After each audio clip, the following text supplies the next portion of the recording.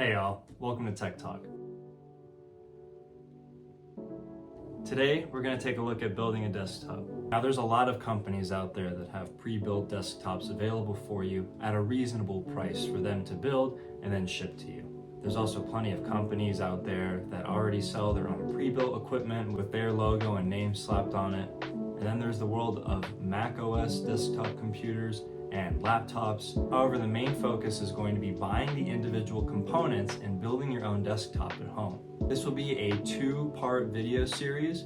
In this first part, we're going to go over what you need to buy in order to have a running desktop, as well as the additional components and accessories that you may need to interface with it.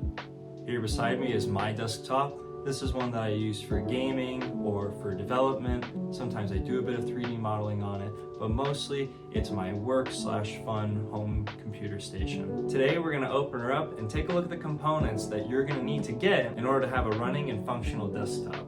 The first thing to consider when you're building your computer is the space and where you're going to put your computer. If you don't have a lot of space to say put it on top of your desk, think about mounting it underneath, the height, the size, and also the requirements that you're going to need for the amount of accessories that you may have already or the accessories that you plan on. Thus, I typically want to recommend taking a look at some of the cases that are available first and then narrowing your search down based on the case specs that are available for you. Now I'm going to remove the glass.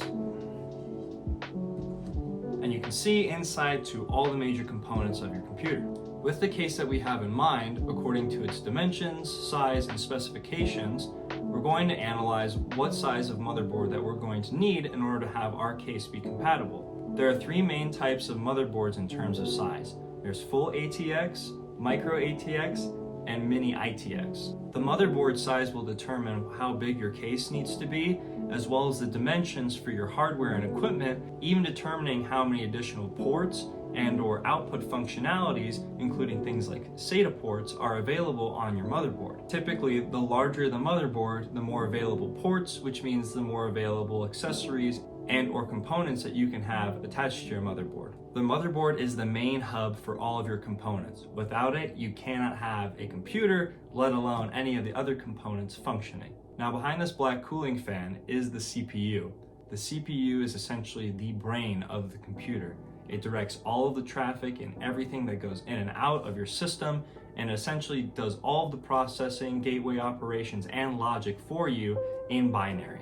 Your CPU and your motherboard type are going to be interlocked, meaning that you cannot put different manufacturer types on certain motherboards, meaning that if you get a motherboard that has a certain model, please do your research and find out what type of CPU series and generation that you're going to need, as well as the brand of CPU that you're going to use for your motherboard. I'll put a link to PC Part Picker in the description. That's a great place to start for someone who's getting into computer building, as well as figuring out the prices and or compatibility of certain hardware and accessories. Once we have our CPU picked out, the next thing we're going to want to look at is our RAM.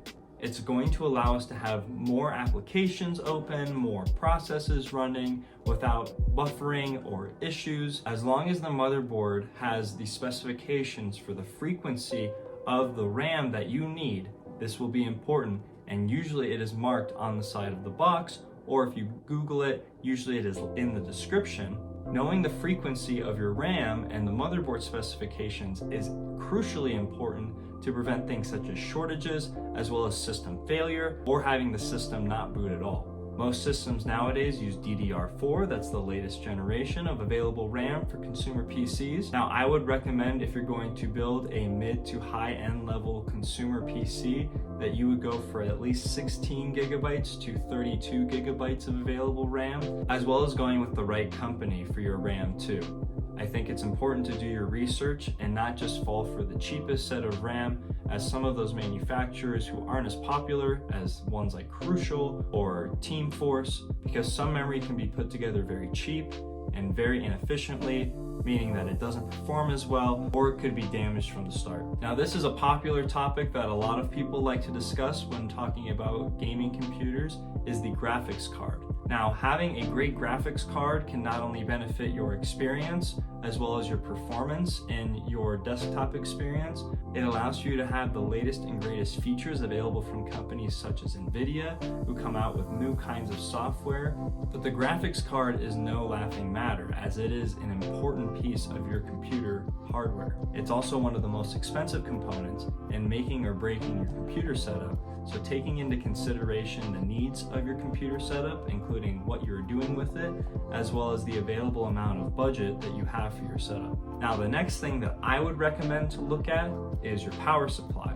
Your power supply is going to be able to determine how many available hardware and accessories that you're going to be able to have attached to your motherboard, as well as attached to your case. Your power supply can come full modular, semi-modular, or non-modular, meaning that if you have an available set of plugs, you can route as many as you need to specific areas on your motherboard, keeping clean cable management, as well as only directing these certain components to where you need them to go. And if anything fails, it's much easier to replace. Now, if you go non-modular, you can at least know that you're going to have the available cables for your setup, and if any do go out, there are a few extra attached. However, once they entirely go out, it's going to be a tough time to replace. Another thing you need to keep in mind with power supplies, if it's 80+ certified.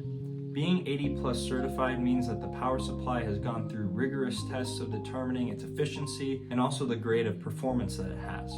Now, there's some power supplies that are rated from bronze all the way up to titanium. However, if it's 80+ certified, I'd say that the power supply is good and it's ready to be put into your system with no issues. Now, a topic that I actually covered in my very first video that I posted on this channel is storage. And having an available amount of storage for your computer is crucial, as well as being able to provide you with the best performance and also have the best organization for your desktop. I recommend, if you're starting out, getting at least 2 drives, one to hold your operating system on, as well as one to have all of your games, documents, photos, and any other content that you may have. Now, it's important to note the accessories that go along with your computer as well. Some of those accessories include having a Wi-Fi chip, as well as having multiple fans, whether those fans are controlled by software or an RGB controller, and even audio chips that plug into your computer's PCI slots. Those can provide even higher quality sound output or change up the output connection type, going to specific types of audio devices or audio outputs, say for example, producers making music. Now, also considering what you use with your computer, whether you're going to need 1, maybe 2 monitors, or having a keyboard and a mouse, as well as a gaming controller, or just a keyboard and mouse, and maybe you want a wireless gaming controller as well. All of these are factors to take into consideration, as well as seeing the available real estate that you have for your USB output. You're going to have USB outputs on the back of your motherboard here, as well as having available USB ports on the top of your case or on the sides as well. At the end of the day, most of those accessories can be left up to the discretion that you need them for. Now, that was a lot to go over, especially considering that we didn't even get to how these components interact with each other, or how to put them in, and where all the cables go, and how to make sure that the PC is going to fire up on the first time. And all of those questions I hope I can cover on my next video, where we're going to take a bit more of time dissecting these components and seeing how we can put them together, maybe if you're looking to build your setup for the first time as well. As always, thank you so much for watching, guys. Drop a like and leave a comment and subscribe if you guys like what I do. I hope to see you guys next time. Peace.